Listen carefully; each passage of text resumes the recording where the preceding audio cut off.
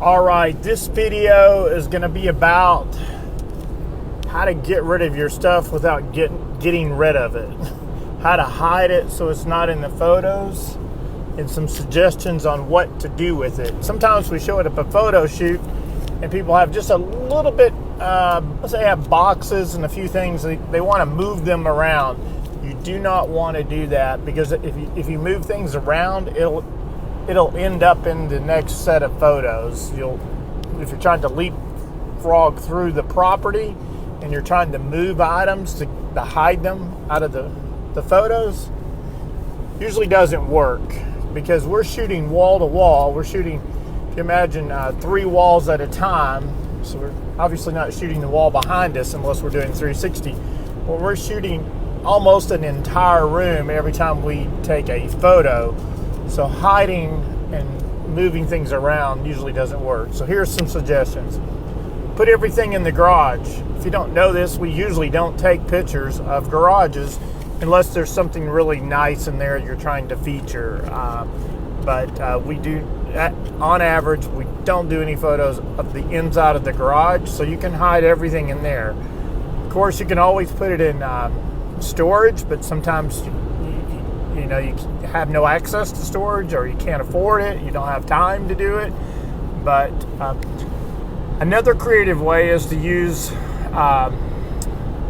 the bathrooms, the shower areas, the tub you never use. Stack things in there and pull the shower curtain closed and call it good.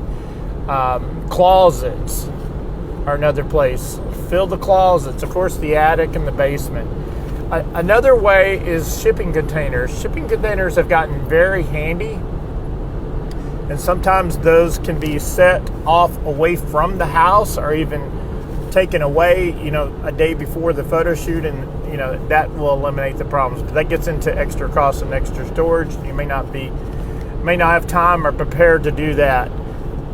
A trick is that the day before the photo shoot, you realize you have a lot of extra items.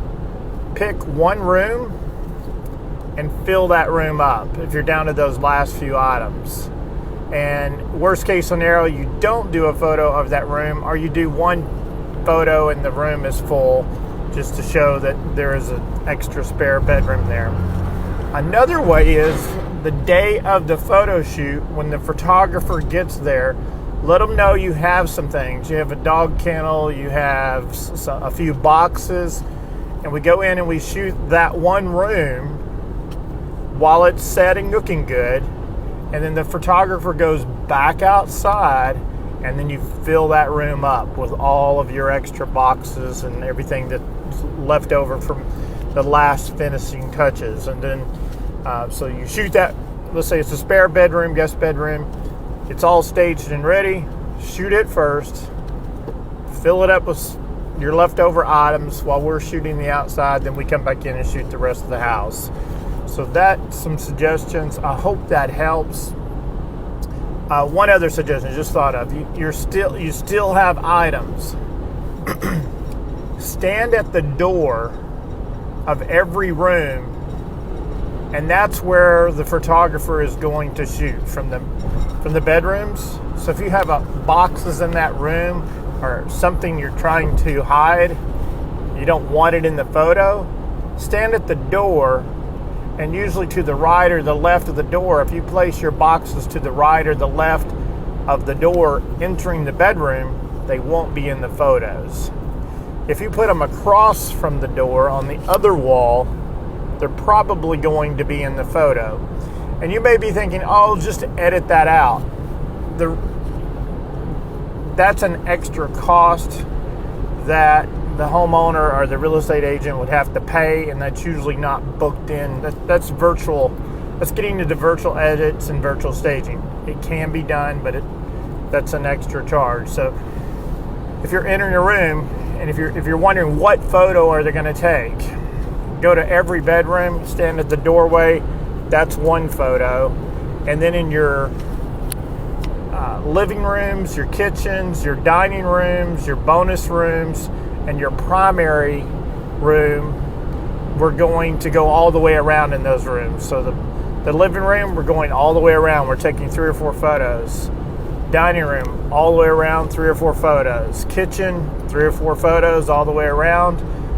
And then in the primary room, we're going at least 3 or 4 there, the entrance, the side, around, and then in the primary bathroom, we're doing 2 or 3 photos there, depending on how big it is and how much is there. And then in your small hallway bathrooms, guest bathrooms, we're just usually doing 1 photo of the countertop. So if you're trying to visualize what you need, corners and extra spaces, sometimes you can tuck things off into the corners just inside the door, and that will hide them from the photos. All right, take care.